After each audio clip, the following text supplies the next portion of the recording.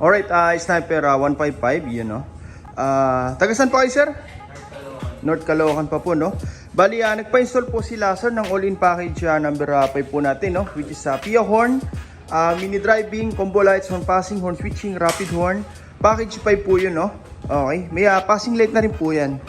And bali, dito na-install na po natin ng bagong wire harness. Ito po yan, no.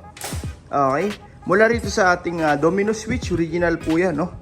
Metal po yan, mga sir, hindi po yan replica o yung peke po, no. Hindi po yan ganun. Okay, original po siya. Tapos yung passing switch natin, and then yung horn switching stock to loud, ito po yan, no. Try natin. Stock horn, yung loud horn, napakalakas. Tapos MDL, malalakas po talaga yan, mga sir, dahil original po, no. Okay, lahat po ng nabanggit natin na switch, sama-sama po yan sa isang harness. Ito po yan, no. Kung mapapansin nyo, mga sir, marami na tayo na-install, pero kukunti lang po yung makikita nating wirings, no. Dito hanggat maaari, kinocompress natin lahat, no, para mas maganda tingnan, mas malinis, at the same time mas matibay po. Kasi the more na nagiging harness po siya, mas tumitibay po ang harness, ang mga wirings natin. Okay, kaya ganun po rin yung ginagawa ng mga manufacturer ng motor, no. Ginagaya lang po natin. Wala po tayong makikita mga nakasuksok dito ng mga electrical wire. Malinis po yan. Okay? Pwede po kasi pag mula ng sunog yan, mga sir, pag yung mga nakasuksok po dyan, no? Malinis po yan. Yan. Mula rito sa taas, pababa po yan.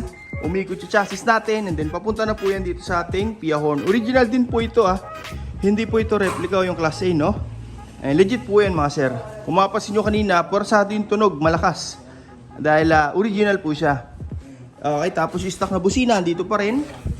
And lahat po ng nabanggit natin na wirings, pati yung MDL, lahat po yan dito dumiretso sa ating power module. Siya po yung distributor ng power, no, mula sa battery, papunta ng trigger sa mga switch, and then papunta na po na output.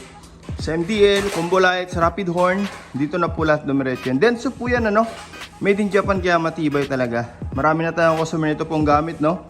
6 years ago hanggang ngayon, mga sir, okay na okay pa rin, no.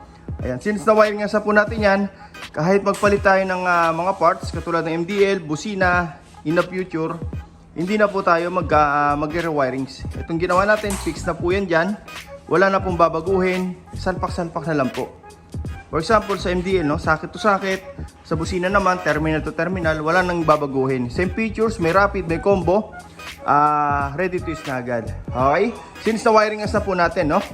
Okay, ang maganda pa dyan, pag may ganito po tayong power module, hindi tayo magkakaroon ng fluctuation sa kuryente. Okay? Kahit magsabay-sabay po naka-on yan, safety ang wiring sa atin, hindi po magkakaroon ng overload. Yun, no? Dahil ginawan po natin ng bagong harness yan, no? Hiwalay po sa main harness ng motor. Ito po yung galing sa Yamaha, ito po yung gawa natin. Okay? Ayan. Kung mapasin nyo, mga sir, no? Wala tayong makikita mga naka-expose na wirings, no? Dito, lahat po yan binabalot natin para pang all-weather. Umulan umaraw, hindi po basta-basta masisira o luluma yung wirings natin, no, over time. Tsaka hindi po lulutong, no, yung mga wirings. Siguro after 2 years, balatan po natin yan, sariwa pa rin yung wiring sa loob niyan. Okay, malinis po yan, no? Hanggang ilalim, wala pong makikita dyan ng mga sabit-sabit. Okay, ayan, yung ating MDL, naka-stainless bracket, safety po yan. Okay, hindi po kinakalawang. Ayan na. Kasi minsan, pagka kinalawang po, yung iba po kasi, no, bakal po. Nadadama yung tipos sa kalawang. Okay, ito, stainless po yan. Yun, no. Wala na po tayong makikita mga nung relay po na nakasuksok dito, no.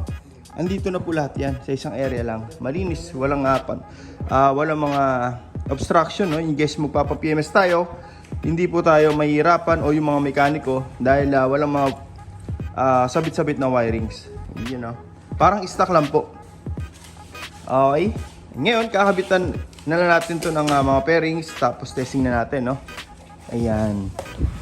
You know, natapos na po natin yung motor ni sir, no? Sniper 155, full package number 5, which is MDL, PIA horn, combo lights, horn passing, horn switching, rapid horn. Ayan.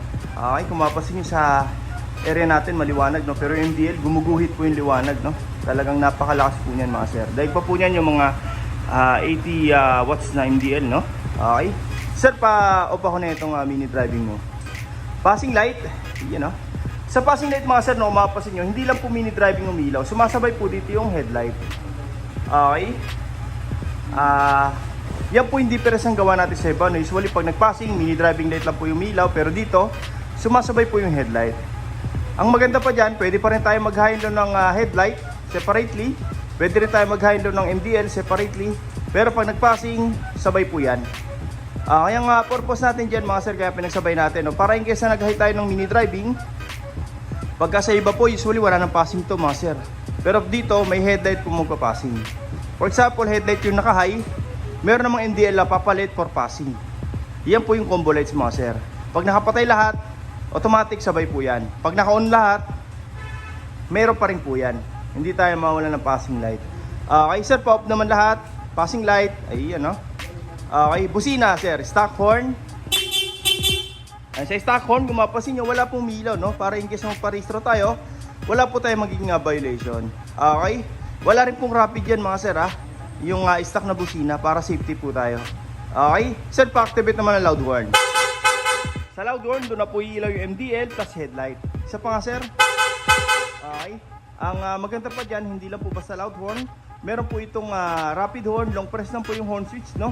Yung busina natin, magsusunod-sunod na po yan, rapid horn. Sir, pa-off ng pa-on na MDL, pa-high na headlight, check natin kung may horn passing pa rin. Meron pa rin po yan. Rapid horn. Okay sir, pa-off naman lahat. Ayan, passing, busina. Okay, ayun no. Check natin yung mga switch, no. Ayan. Bali, ito po yung kinabit natin na passing switch para sa combo lights, no. Ayun no. Okay. Ito naman po yung high and low natin ng MDL. Ayun, no? Kung mapapansin nyo mga sir, dito sa atin maliwanag no? Pero yung MDL, litaw na litaw po. Lalo po ito sa dilim. Okay? Ayan, high lumens po yan. Ayun, no? Headlight, high and low. MDL, high and low, separately. Pero pag ito po pinindot, automatic sabay lahat. Okay? Busina, stock horn. Tapos loud horn. Rapid horn. Yun, no? Okay. Sa mga gusto pong pagawa, no, punta lang po kayo dito sa shop. First come, first serve po tayo. Maraming salamat po.